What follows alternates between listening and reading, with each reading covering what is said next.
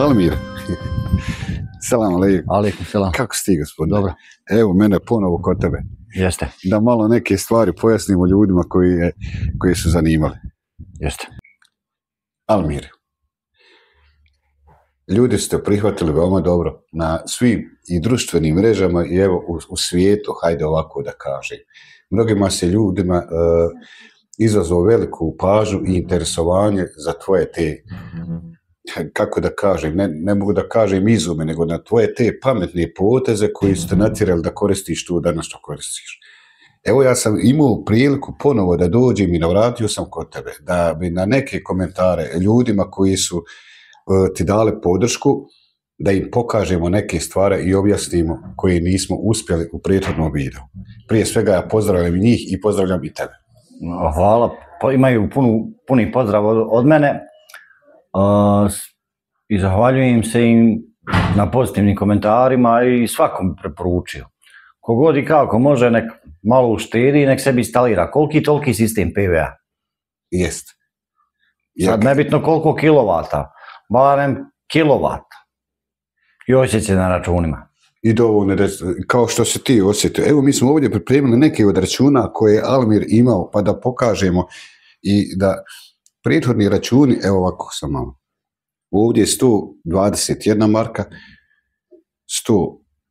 133, 202 marke, pa je onda išlo dalje 1849 i taj famozni račun 1457, 14,5 maraka. Koji se kreće i dalje. Znači 14,5 maraka koji je upravo račun koji je privukao, mislim, na to veliku pažnju ljudima, ali ovdje vidimo prethodni račun 202 marke, 133, 122, što su, hajmo reći, realni za potrošnju. A spomenjali smo 300 i nešto maraka račun. Jeste, s tim što nisam palio bojler, nijedan bojler nije bio paljen. To je bila ušteda. Jo. A sad? Sad više nema uštedi, sad više ne štedim zato što imam svoju elektranu i ne ovisim o mreži. Je li ovdje samo elektrana, je li na ovoj uštedi si brojao onda i ogrev koji si napravio na kaminu? Nisam. Ne, samo elektrika. Samo elektrika. Još kad bi dodali tu i uštedu na ogrevu za drva što si pravio kamin? Pa ušteda je ogromna, znači prije sam trošio 15, 16 do 17 metara drva i 2 tone čumura prvi zimi ovdje kad sam došao sa običnim kaminom Helios Banovići, a sad razlika je ogromna. Evo ulazim u drugu zimu, prošlu zimu nisam potrošio ni 4 metra drva. I ovaj kamin je napravljen prije 2 godine, nije njemu prva zima ovo. Te mi još kaže ovako, ljudi su mnogi spominjali vezano za baterije, za baterijski sustav. Imaš li mogućnost negdje baterije da izmjestiš sa onog mjesta da nisu, da nam malo to objasni. I kakve planove imaš? Pa imam ja planove, čekam da Bosna i Hercegovina omogući, država Bosna i Hercegovina omogući makedonskoj radio televiziji Sjeverne Makedonije koja je pripremila opremu i sve to, međutim moraju da im urade vizu da bi oni ušli. Jer bez vize ne mogu ući i ne mogu mi donijeti opremu. Da kažemo našim gledalcima i onima koji budu gledali ovaj video, da su ljudi, odakle reče, iz Makedonije, jel? Iz Sjeverne Makedonije. Krenuli sa jednom takozvanom pomoći, u stvari to je solarna tehnika koju su mislili donirati našem Almiru, jel tako? Jeste. Šta su ti sve bili pripremili, znadeš li? Pripremili su mi prostoriju, takozvanu vakum sobu za akumulatore, prostoriju koja je negdje oko 2 kvadrata, visini do 2 metra. Ona je sklopiva i sklop senzora i sklop ventilatora što bude u njoj. I kompletan sklop linijskih osigurača za baterije. Znači kompletan jedan sustav za pohranu električne energije koju su proizvodili, tako? Jeste. I? Oni su vraćeni iz granice, ne mogu ući bez vize. Jer je upravo u ovom nedavno promijenjen taj zakon za ulazak, čini mi se, tako sam... Jeste, i to je to. Sad čekamo da oni dobiju vizu pa da mi dođu. Ajde, ja se nadam da će oni u skorije vrijeme doći. Pa doći, kad doći. Dobrodošli uvijek. Jes, baš tako. Vidim ovdje još se panela. Stavio sam još. Za razliku od... Prošli puta ima dodato još 10 komada, 2 stringa. sad, znaš što me još zanima, Almira? Mnogi su opet ljudi tamo, ja se kažem, ovaj video se veže većinom na komentare i sad ja ću ljudi moji iz glave kojim komentar naumpadne da prokomentarišem ovako upravo s Almirom. Kažu da to nije jeftin sport. Kako ti dokazuješ da je to jeftino? Objasni ljudima, jesi ti kupovao nove panele, nove baterije, u čemu je... Sve je to polovno uzimano i polovni su čak i paneli. Dobro. Ali monokristalni paneli koji su stari 5-6 godina. Ja. I koji je proizvođač Japan. Dakle, japanski paneli. Japanski monokristalni paneli u top stanju, vrhunskom. Gdje je cijena bila, pretpostavljam, niska, je li tako? Pa niska cijena, ja sam plaćao panele, oni su mene izlazili negdje oko 40 maraka po komadu. Koliko vati jedan panel? Ovaj panel dođe 160 vata. A ja. I onda baterije, gdje se baterije kupovao? Baterije sam kupovao gdje sam god stigao. Od prijatelja, nešto dobivao, nešto kupovao, nešto... Čekaj, jesu to baterije koje su bile spremne za otpada, koje nisu bile za upotrebu? Nisu bile za upotrebu. Jel' tako? A znači, u tome je point. Almir kupi bateriju koja nije za upotrebu i šta Almir s tom baterijom ura? Ide na desulfaciju, posle desulfacije ide na ispitivanje, kolika je energetska vrijednost pohrane i onda ide na puštanje u sistem. Bravo, nije to samo tako uzeti bateriju i staviti. Eto ljudi, sad ste čuli i sad ste vidjeli kako je to čovjek došao jeftinije do ti. Pa kad komentarišete i kažete da je skupa to igračka, jest skupa. Ja Skup je to sport. Na osnovu naših plaća i naših zarada, ovo je veoma skup sport. Jest. Ali na ovaj način, ti si biseran, uspio tako da uradiš na jednostavan način, ali to je zahvaljujući tebi i tvojoj sposobnosti. Eto ovdje konektura imaš, evo samo konektura, imaš 15 maraka, plus ovaj srednji modul, on je sam 30 maraka. Ovaj sam srednji modul je 30 maraka, 5, 5, 5, 15, to je već 45 maraka. Ovdje, tako i na drugoj strani je 45 maraka. I onda kad kažu ljudi to je jeftin sport. Nije to jeftin sport, skupo je to sve. Da, ali opet mislim recimo sad da se kupovao nove panele, nove baterije, to bi bilo daleko veće. To bi bilo 10 puta, jer jedan vat dođe 2 marke i 27 plus PDV monokristalnog panela, pa sad računajte. A ja, to je povisoka cijena. Za naš standard, za naše plaće, veoma visoka cijena.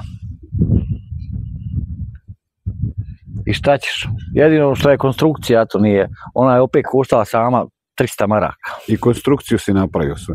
Pa ja, sama go materijal, bez rada, bez elektroda, bez farbe, bez išta. Bravo. Bitno je da oni funkcionišu. I oni su u upotrebi.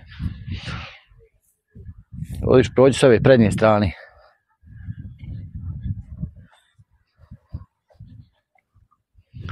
I oni rade, gledaj. Ima tu. Samo treba ga barem 1-2 put mjesečno oprati, to je tu. Od prašne, od svega i to ti je to.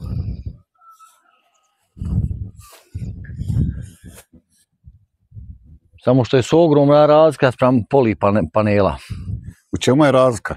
Razlika je ogromna, za polipanel treba sunce, a za ovih ne treba, za ovih treba samo obična svjetlost.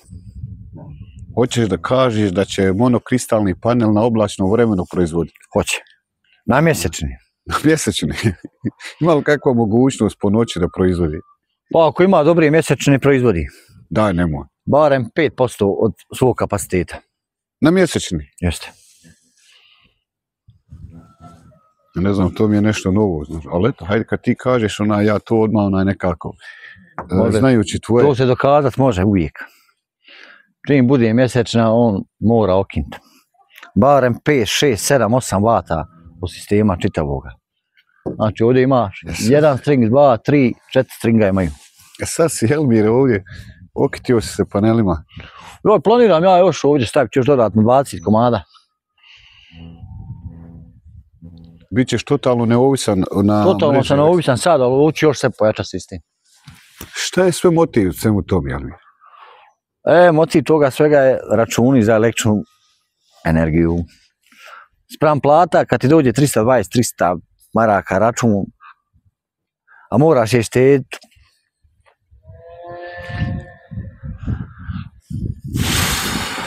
To ti se ne mora opisati kako je. Ali eto šta ćeš platiti, kakve su, takve su, nemaš ti. Tu ne možeš ti promijeniti ništa. Ali moraš barem ovako smanjiti sebi račun, postati energetski neovisan. Ja volio da imam puno bolji sistem baterija nego što su oni, ali i ovi služe za mene. Ja. Kakva toliko mogućnosti, koliko para, toliko mogućnosti. A evo ja se nadam da će doći ta donacija što ti je krenula, koja je namijenjena da se... Jednostavno donacija je namijenjena meni i ona dolazi. Božjom pomoć doći, trebala te. Ta bi ti pohrana dobro došla, nema šta. Nema šta, ti te toga.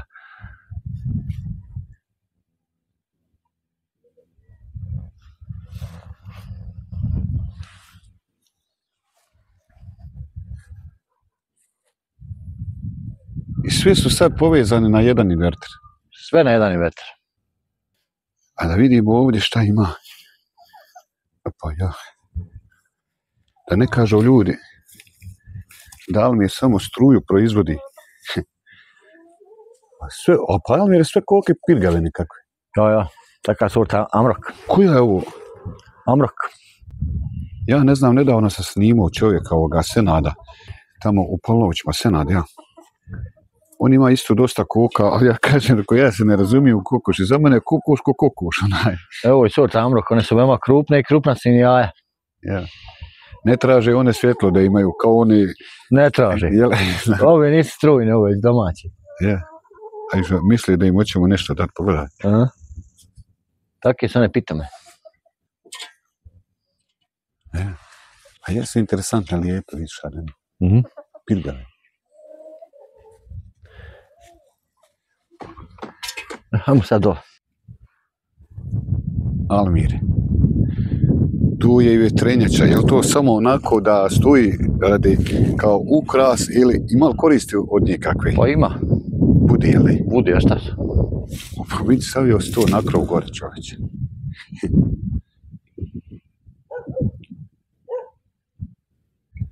Da mi kaži, jesi li poslije objavljenog videa prošli puta, jesi li imao poziva od ljudi vezano za... Pa bilo je poziva, more poziva je bilo što se tiče i savjeta i kako si to uspio, to nemoguće. Onda dok si ljudima objasniš, oni onda troše svoj telefon, ne troše moj. Ja.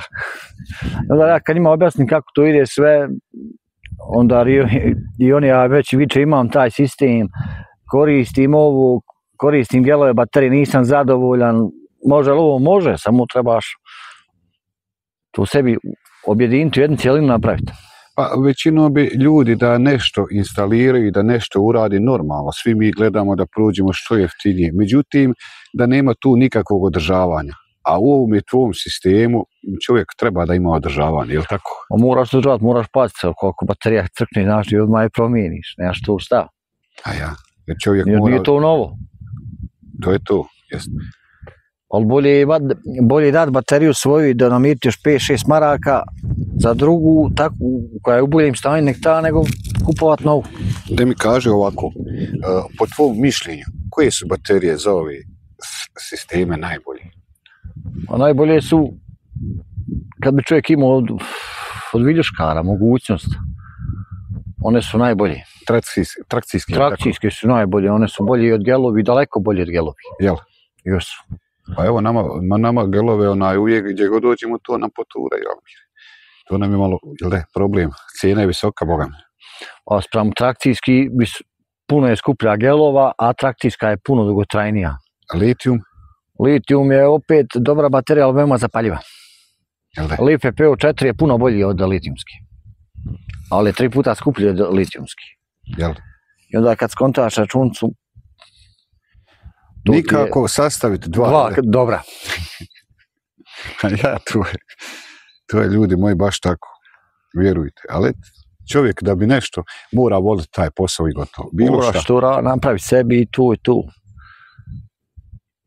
I bori se sa tim što imaš i nešto. Što je tu je. Ja ne znam sad, evo, poštovani gledalci, ne znam jesam li nešto zaboravio vezano za komentare koje ste komentarisali za ovog čovjeka. Ono što mogu kazati, vjerujte, čovjek treba dođe da ovo pogleda. Ja sam čak naručio još 20 panela, oni koštaju 1400 maraka. Jel? Nije to ljudi džaba. To je jedna plata moja. Eto vidite, znači uvijek nešto ima novo kod ovog čovjeka. On ima nešto u glavi, a šta?